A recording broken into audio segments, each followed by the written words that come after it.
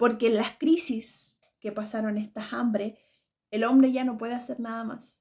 Y cuando el hombre no puede hacer nada más, Dios comienza a actuar, Dios comienza a mostrar su poder, Dios comienza a mostrar su gloria. Si hay una persona que está pasando una crisis y va ante la presencia de Dios, Dios empieza a hacer su obra maravillosa, como lo podemos ver aquí.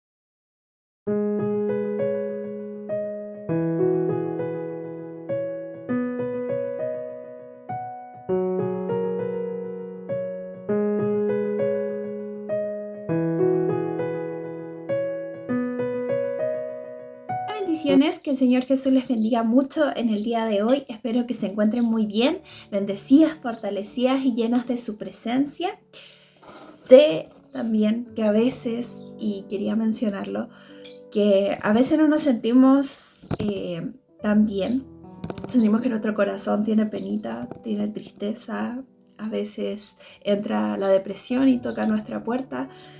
Y en ese momento el Señor me entregó una palabra y quiero compartirla con ustedes. En Salmo 16:11 dice: en su presencia hay plenitud de gozo y delicias a su diestra para siempre. Dice para siempre. No es solo un día, no es solo un mes, no es solo un año, es para siempre. Así que podemos acceder, tenemos el libre acceso ante su trono, ir ante su presencia, y cuando esté la ansiedad, cuando esté el estrés o lo que sea que esté pasando por nuestro corazón o por nuestra mente, vamos ante la presencia de Dios, porque cualquiera sea nuestra necesidad, Él la puede suplir. Dice su palabra que Él suple todas nuestras necesidades conforme a sus riquezas en gloria. Así que de todo lo que nosotros podamos carecer, al Señor le sobreabunda. Si nosotros necesitamos amor, Él es Dios de amor. Si nosotros necesitamos paz, Él es príncipe de paz. Si nosotros necesitamos gracia, Él es rico en misericordia, en gracia. Así que corramos ante su presencia cuando nuestro corazón pareciera desfallecer. Dejando esa palabra en su corazoncito y continuando con el capítulo de hoy día, quería contarles que estuve en un retiro muy, muy bendecido, lleno de su presencia. El Señor nos mimó mucho, como Él solo sabe llenarnos, mimarnos, y su palabra estuvo preciosa. Y una de las reflexiones que tiene mucho que ver con el día de hoy y con el capítulo de hoy y el capítulo anterior, tiene que ver que había un hombre que estaba caminando por el bosque, y él tenía un criadero de pavos. Y lo que sucede es que de repente encuentra un huevo. De la nada encuentra un huevo. Entonces él toma este huevo y lo lleva a su criadero de pavos y empieza a criarlo hasta que rompe el cascarón y empieza a criarlo con los otros pavos. Entonces cuando rompe el cascarón se da cuenta que es un poquito diferente a sus pavos. Y dice, bueno, será que es un poquito distinto, pero bueno, lo empieza a criar como pan. La cosa es que ya es más crecidito, llega un veterinario a ver a los pavos y él le dice, mira, veterinario, mira todos que son lindos mis pavos. Y le dicen, sí, son muy lindos, pero ¿no le llama algo la atención? Y le dice, no, son todos bonitos, son todos lindos. Le dice, lo que pasa es que hay uno que es medio distinto, pero eso nomás. Sí, lo que pasa es que no es que sea un poco distinto, es muy distinto, porque lo que tiene usted ahí es un águila, no es un pavo. Entonces le dijo, oh, es un águila, ah, ya, y no le dio mayor importancia, pero el veterinario le dice, mira, me puedes pasar el águila y yo me la voy a llevar y la voy a entrenar. Entonces le dijo, bueno, llévese el águila. Y este hombre, este veterinario, se llevó el águila y le empezó a mostrar a las otras águilas. Y empezó a decir, wow, me parezco un poco. O sea, y ahora tengo alas, estas cosas funcionan. y se da cuenta y empieza a cambiar su mente y empieza a notar que los pavos no vuelan, pero las águilas sí vuelan. Los pavos le dan de comer, las águilas cazan. Entonces empieza como toda su mente ¡pum!, a explotar. No sé si pueden visualizar lo que quiero mostrarles, pero igual les voy a dar la enseñanza. Esto habla mucho de la identidad. ¿Por qué? Porque en un momento nosotros no sabíamos ni conocíamos lo que éramos o estábamos engañadas en esa identidad distorsionada con lo que el mundo decía, con lo que el enemigo podía decir o lo que nosotras podíamos creer, ¿cierto? En eso habíamos quedado. Entonces es lo mismo, ahora se dio cuenta que somos águilas y como águilas, ahora que entendemos que somos águilas, nos vamos a comportar como águilas. Como sabemos ahora que somos hijas de Dios, tenemos que comportarnos como hijas de Dios. Y eso lo vamos a ver, el primer aspecto que vamos a ver con respecto a este punto, vamos a verlo de acuerdo a lo que estábamos hablando del diseño original del Señor en la característica de la humildad. Y vamos a ver desde Ruth 1:22 y del 12 en adelante. Y como siempre vamos a ir viendo un poquito de contexto histórico, vamos a ir deteniendo en ciertas partes que son importantes. Y vamos a comenzar en Ruth 1:22. Así dice. Así volvió Noemí y Ruth la Moabita, su nuera, con ella, y volvió de los campos de Moab y llegaron a Belén al comienzo de la siega de la cebada. ¿Se acuerdan que le había dicho que este punto es clave? Ahora lo vamos a entender por qué. Dice, Ruth recoge espigas en el campo de Booz. Tenía Noemí un pariente de su marido, hombre rico, de la familia de Elimelech, el cual se llamaba Booz. Cuando yo leí esto, le dije, ¿qué pasa aquí? Porque si nosotros vemos cuál fue el motivo de que Elimelech saliera de su tierra, saliera de Belén, fue porque, como en lo que dice en Ruth 1, aconteció que en los días que gobernaban los jueces, que hubo hambre en la tierra. Porque hubo hambre, él se movió con su familia a Moab. ¿Y qué podemos ver? Booz se quedó en Belén y estuvo en la misma circunstancia. Entonces podemos ver esta situación y podemos ver esta crisis, esta hambre que afectó las dos vidas. Estaba Elimelech con su familia y estaba Booz. Y Booz tomó la decisión de quedarse y Elimelech tomó la decisión de irse. Y yo dije, pero ¿cómo? O sea, había hambre y él ahora es rico en familia. Y rico no solamente significa de riqueza, sino que leyendo el significado de la palabra, habla también de poder e influencia. Era una persona importante, era reconocida en Belén. Entonces podemos ver que él se quedó y el Señor lo engrandeció. Y es una historia muy similar que sucede en Génesis 26, que vamos a hacer una pausa chiquitita, en Génesis 26 y dice, Isaac en Gerar. Isaac también hubo un hambre. No sé si recuerdan que la primera hambre fue con Abraham, que acá lo dice, después hubo hambre en la tierra, además de la primera hambre que hubo en los días de Abraham, y se fue Isaac a Abimelech, rey de los filisteos en Gerar. Esto queda en Génesis 26. Y el 2 dice, y se le apareció Jehová y le dijo, no desciendas a Egipto, habita en la tierra que yo te diré, habita como forastero en esta tierra y estaré contigo y te bendeciré, porque a ti y a tu descendencia daré todas estas tierras y confirmaré el juramento que dice Abraham tu padre. Dice que también estaba en una situación de hambre, también estaba en esta situación, esta crisis. Pero ¿qué dice en el 12? Y sembró Isaac en aquella tierra y cosechó aquel año al 100 por 1 y le bendijo Jehová, en el 12. Y en el 16, la gente de ese pueblo le dijo, apártate de nosotros porque mucho más poderoso que nosotros te has hecho.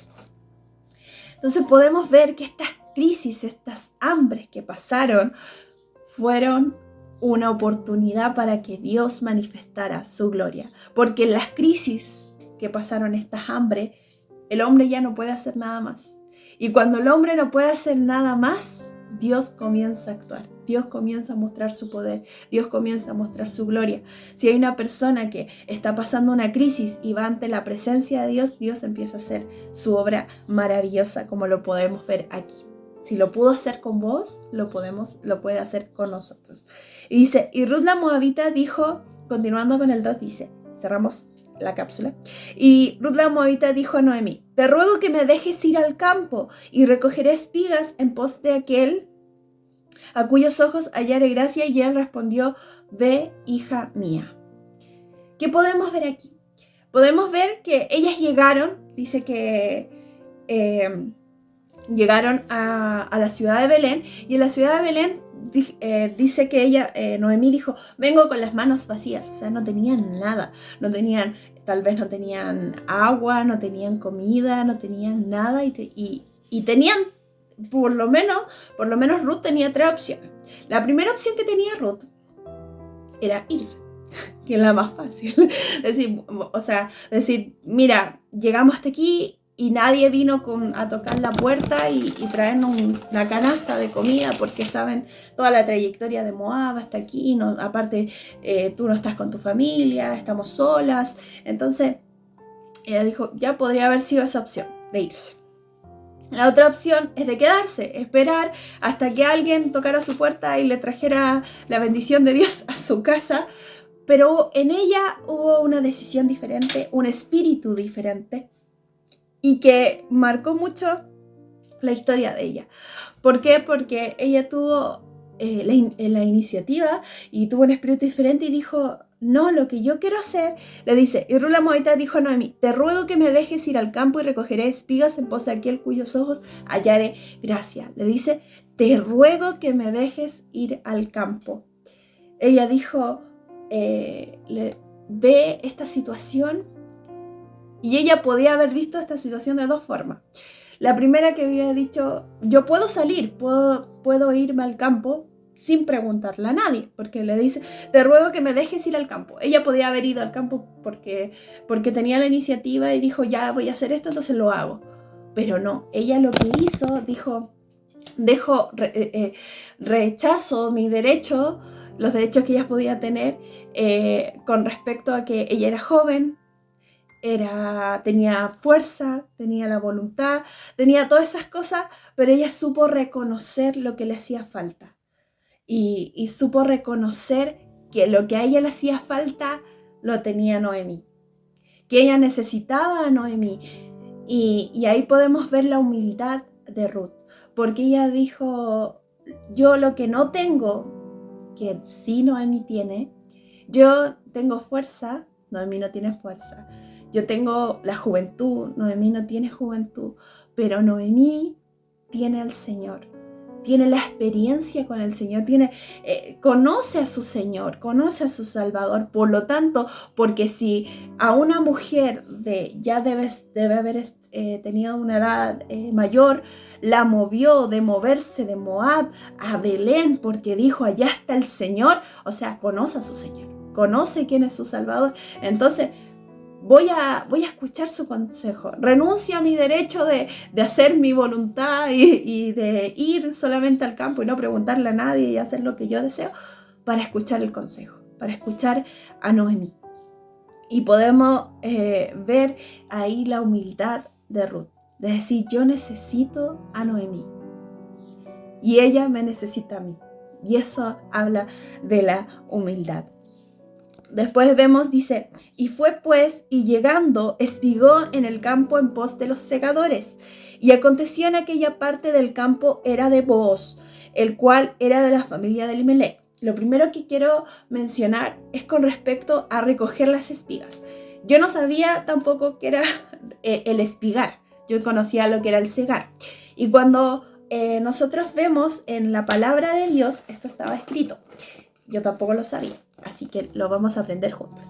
En Deuteronomios 24:19 aparece esta palabra que está en un mandato por Dios que dice, cuando ciegues tu mies en tu campo y olvides alguna gavilla en el campo, no volveréis para recogerla. Será para el extranjero, para el huérfano y para la viuda, para que te bendiga Jehová tu Dios con toda obra de tus manos. Cuando sacudas tus olivos, recorrerás las ramas que hayas dejado tras de ti. Serán para el extranjero, para el huérfano y para la viuda. Eso dice en Deuteronomio 24:19. ¿Qué es esto? Es un modelo que el Señor había dejado, este plan para ayudar a los necesitados, sobre todo los que son los más desamparados, que son las viudas, los huérfanos y los extranjeros. Pero ¿qué sucede con esto? Había una parte que es un mandato de Dios, ¿cierto? Estaba este mandato de Dios que el Señor había dicho que cuando tú estés segando, lo que se ciega se va tomando, y lo que va cayendo, que es como el trigo, el grano, esas cosas, lo que va cayendo, el grano o las gavillas, que puede ser que tú ya armaste en la siega, armaste un manojo, y si te cayó un manojo, tú lo tienes que dejar ahí. No lo puedes recoger porque está escrito que tú tienes que dejar esa gavilla que se te cayó, porque es para el huérfano, para la viuda, para el extranjero. Entonces, se tenía que cumplir eso. Por una parte, los dueños de bueno, no dueños de empresa, pero los dueños de los campos tenían que cumplir con ese mandato que Dios había hecho. Entonces, esa es la parte del dueño del campo. El dueño del campo le tenía que decir a sus segadores que tenían que dejar esa parte, porque esa le correspondía a los viudos, extranjeras y huérfanos. Entonces, pero también había una parte que tenía que ser cumplida por los viudos, los huérfanos y extranjeros. ¿Qué es esta? Ir al campo.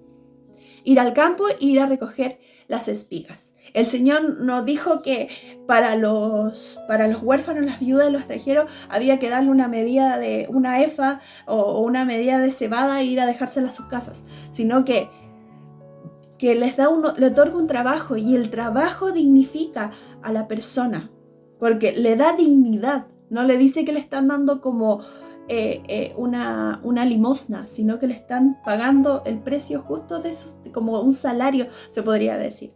¿Por qué? Porque el Señor había dejado este mandato tenía que cumplirse por los dueños, y asimismo cumplirse que ellos fueran al campo.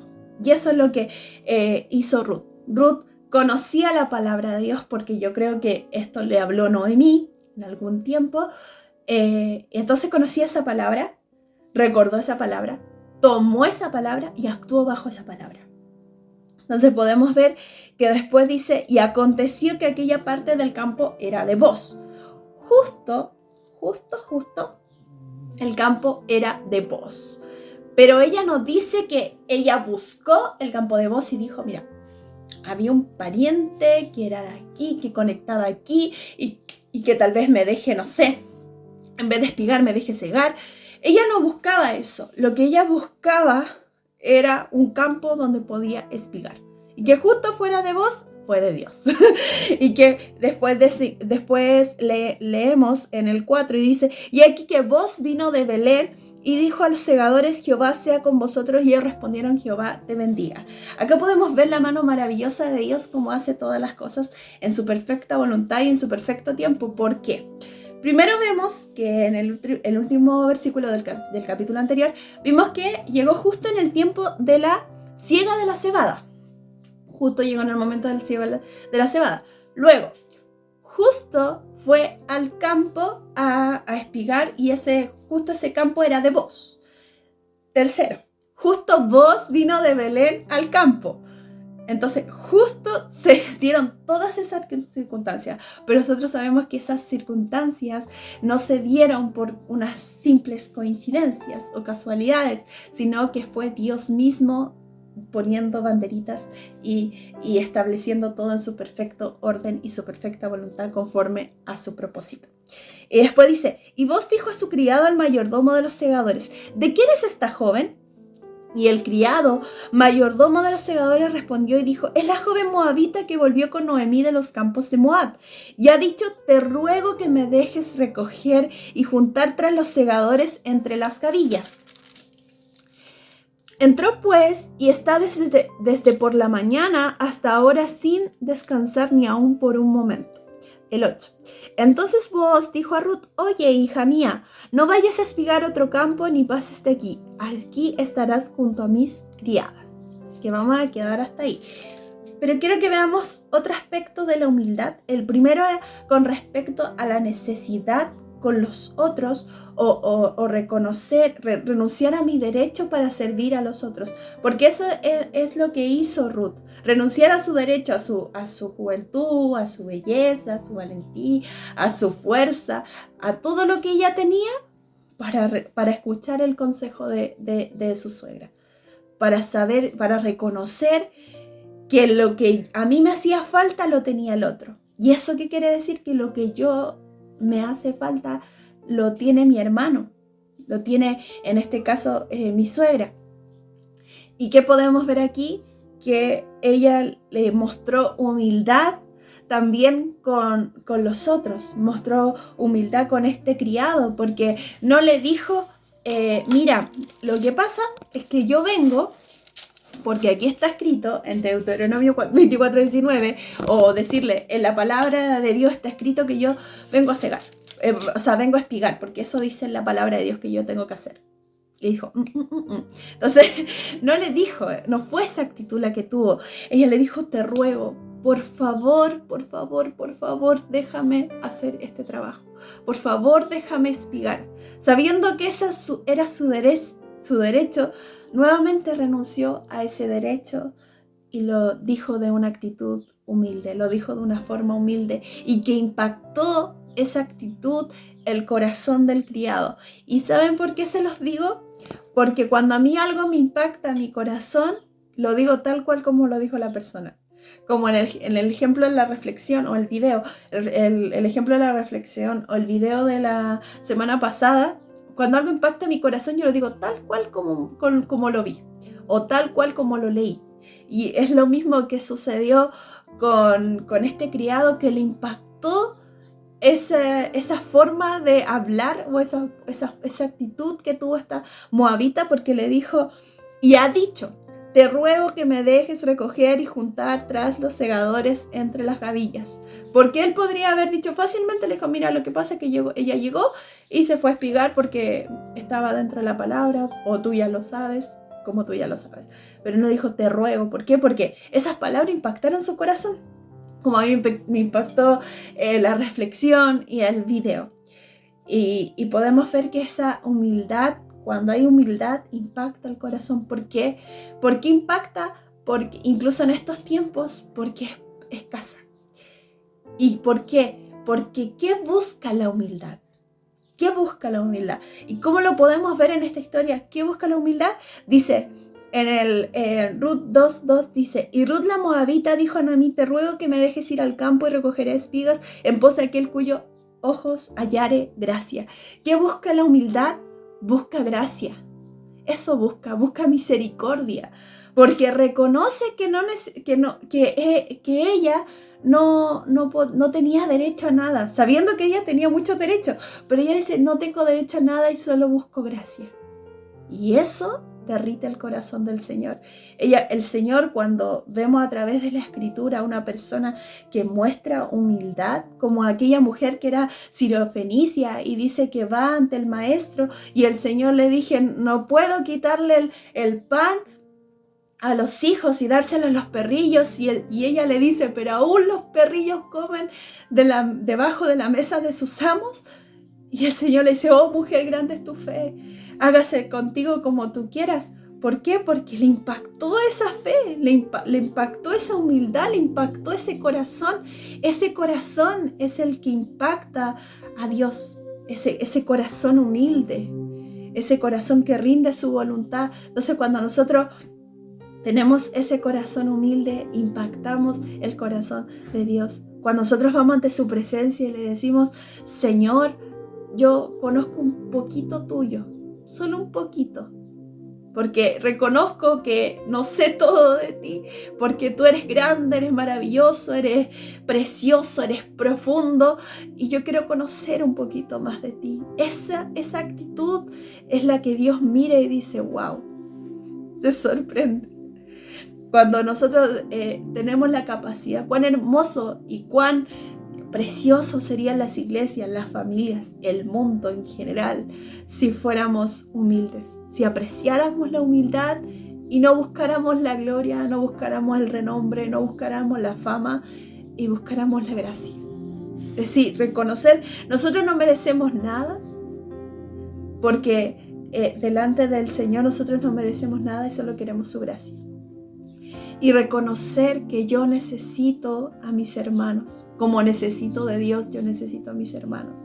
El reconocer que mis hermanos es superior, eso lo que es como está escrito en Filipenses, es decir, que nada realices por vanagloria, nada hagas por contienda, sino estimar a los otros como superiores. Eso habla de humildad. Si la humildad te lleva primero a impactar el corazón de Dios y también a entender que yo necesito a los demás. Yo necesito a mis hermanos, porque cuando mis brazos caigan, ellos los van a levantar. Y cuando los brazos de mis hermanos caigan, yo los voy a levantar. Y eso habla un poco de Noemí con Ruth, porque Noemí tenía sus brazos cansados, había pasado por tantas situaciones y no lo podemos ver físicamente, pero lo podemos entender desde un aspecto extrapolarizado, que ella le levantó las manos. Ruth le levantó las manos a Noemí, le animó a creer, y después podemos ver cómo Noemí cambió su forma, fue bendecida, y todo eso lo podemos ver, pero no quiero hacer spoiler, así que le quiero dejar con esta palabra en su corazón, que como hijas de Dios tenemos que ser humildes, reconocer al otro, reconocer, y que dejarles como una tarea que puedan buscar en su hermano, que puedan buscar en sus familiares dentro de su iglesia, 3 características que encuentren que son de valor en su hermano. O sea, no sé, el hermano es muy servicial, es muy amoroso, no sé, es lo que ustedes puedan encontrar en su hermano. Porque la humildad es poder reconocer al otro, poder reconocerlo en estima al otro. Así que le dejo esa palabra en su corazón y esa tarea para que ustedes lo puedan hacer en el día de hoy. Y va a ser de mucha bendición. Que el Señor las bendiga, las quiero mucho y nos vemos el próximo capítulo. Bendiciones.